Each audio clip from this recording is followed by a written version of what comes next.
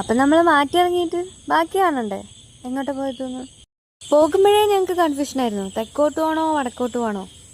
അവസാനം ഒരു സ്ഥലം ഉറപ്പിച്ച് ഓട്ടോയിൽ കയറി.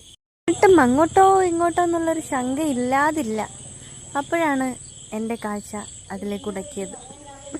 മുട്ട പപ്സ്. ഈ കടയിൽ നല്ല ചൂടുള്ള മുട്ട പപ്സ് ഇട്ടിട്ടാ വേച്ചിട്ടുണ്ടോ മോങ്ക് ദാല്, നമ്മളെ ചെറുപയർ പരിപ്പ് നല്ല വറുത്തത്, സൂപ്പർ സാധനം.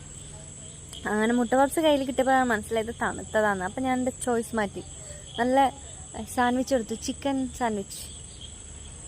എൻ്റെ മോനെ സൂപ്പർ സാധനം. കിട്ടിയനെ പണി ക്ലാസ് നീങ്ങുന്ന ഞാൻ വിചാരിച്ചേ. മുട്ട പപ്സ് തിന്നിട്ടാട്ടാ ആ തുടയ്ക്കുന്നത്. ഐസ്ക്രീം മുട്ടായി നല്ല ഉണങ്ങിയ ലഡു ഒക്കെ കണ്ടോ. ക്ലാസ്സിൽ നിന്ന് കണ്ണു മാറ്റി പുറത്തോട്ട് ഇറങ്ങിയപ്പോൾ വീണ്ടും ഒരു മനോഹരമായ സായന എൻ്റെ കണ്ണിലിങ്ങനെ ഉടക്കിയത്.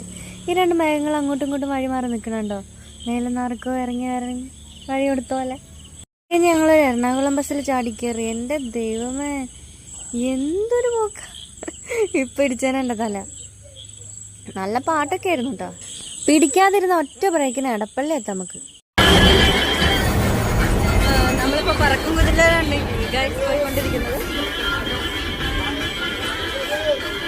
എടപ്പള്ളി.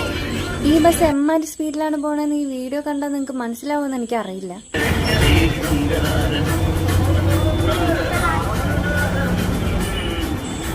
ഇപ്പം നമ്മൾ കയറി ചെല്ലാൻ പോകുന്നത് കേരളത്തിലെ തന്നെ ഏറ്റവും പഴക്കം ചെന്ന സ്ഥലങ്ങളിൽ ഒന്നിലേക്കാണ്.